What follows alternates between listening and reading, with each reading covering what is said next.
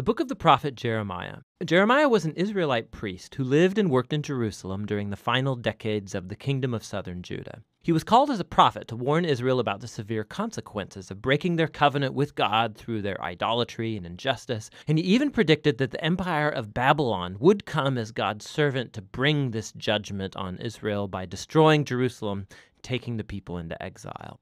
And sadly, his words became reality. Jeremiah lived through the siege and destruction of Jerusalem and witnessed the exile personally. Now, this book came into existence in a really interesting way. Chapter 36 tells us that after 20 years of Jeremiah's preaching in Jerusalem, God called him to collect all of his sermons and poems and essays and commit them to writing, which Jeremiah did by employing a scribe named Baruch, who wrote down and compiled all of this material into a scroll. Now, Baruch also gathered lots of stories about Jeremiah, and he linked all the pieces together. And so this is why the book reads like an anthology, a collection of collections. It's all been arranged to present this prophet as a messenger of God's justice and grace. So the book begins with God calling Jeremiah to be a prophet, and he's given a dual vocation. He will be a prophet to Israel, but also to the nations, and his words will both uproot and tear down, but also plant and build up. In other words, he's going to accuse Israel and warn them of God's coming judgment, but he also has a message of hope for the future. Now, this opening perfectly summarizes the first large section, chapters 1 to 24. It's a collection of Jeremiah's writings from before the exile. And the core idea here is that Israel has broken the covenant with God and violated all the terms of the agreement they made that are written in the Torah. And in a number of ways.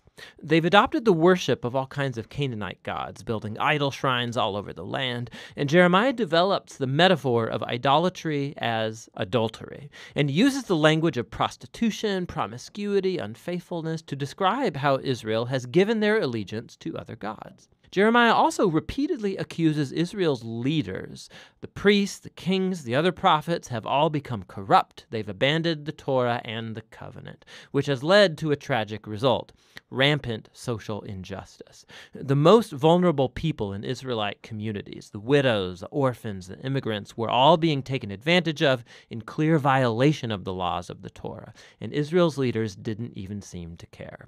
So a classic place where all of these ideas come together is in chapter 7. It's called Jeremiah's Temple Sermon. The Israelites are coming to worship their God in the temple as if everything is just fine, but outside the temple they are worshiping other gods, and some were even adopting the horrifying Canaanite practice of child sacrifice. And so Jeremiah makes his very unpopular announcement. The God of Israel is coming in judgment. He's going to destroy his own temple and punish Israel by sending an enemy from the north. This is an army that God would allow to conquer Jerusalem, and as you read on, you discover he's talking about the great empire of Babylon. And so this all leads up to a transition in chapter 25.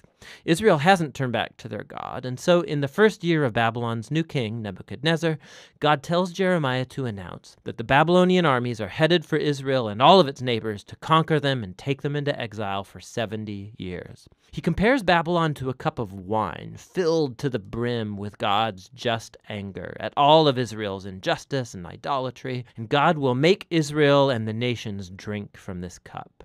Now, this chapter is key to the book's design because everything that follows is going to focus on Babylon's coming attack. First on Israel in chapters 26 to 45, and then on the other nations in chapters 46 to 51.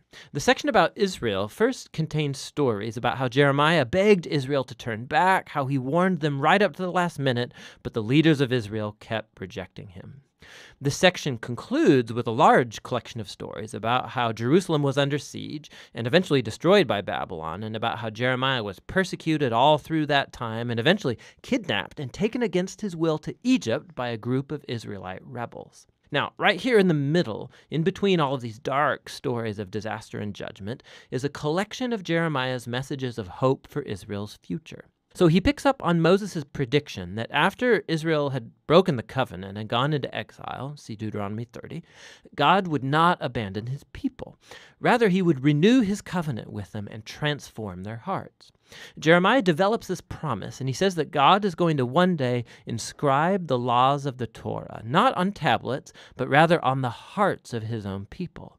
He's going to heal their rebellion so that they can truly one day love and follow him fully. And so one day, Israel will return back to the land, and the Messiah from the line of David is going to come, and that's when all nations will come to recognize Israel's God as the true God.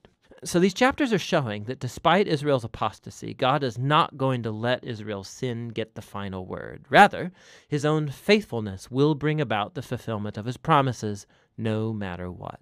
After this, we find the large collection of poems about how God is going to use Babylon to judge the nations around Israel. So Egypt, Philistia, Moab, Edom, Ammon, Damascus, Hazor. But then, surprisingly, the longest poems are saved for last, and they're about God's coming judgment on Babylon itself. So although God used this nation to execute his justice, God doesn't endorse their violence and idolatry. And so Babylon too will come under the standard of God's justice. And so Jeremiah denounces this nation's pride and injustice as well. Now, Babylon is larger than life in these poems, and it reminds us of the image of Babylon all the way back from Genesis chapter 11. Babylon has become the archetypal rebellious nation. In their glorification of wealth and war, God's going to give this nation over to its own destruction.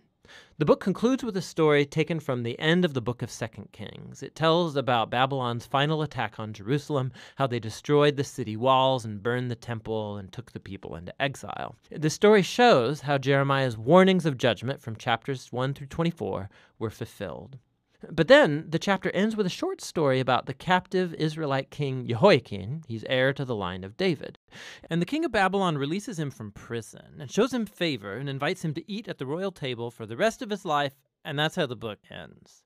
So it's a little glimmer of hope. And this recalls Jeremiah's promises of hope from chapters 30 to 33. God hasn't abandoned his people or the promise of a future coming king from David's line. And so while this book contains a huge amount of warning and judgment, the final words conclude with a note of hope for the future. And that's what the book of Jeremiah is all about.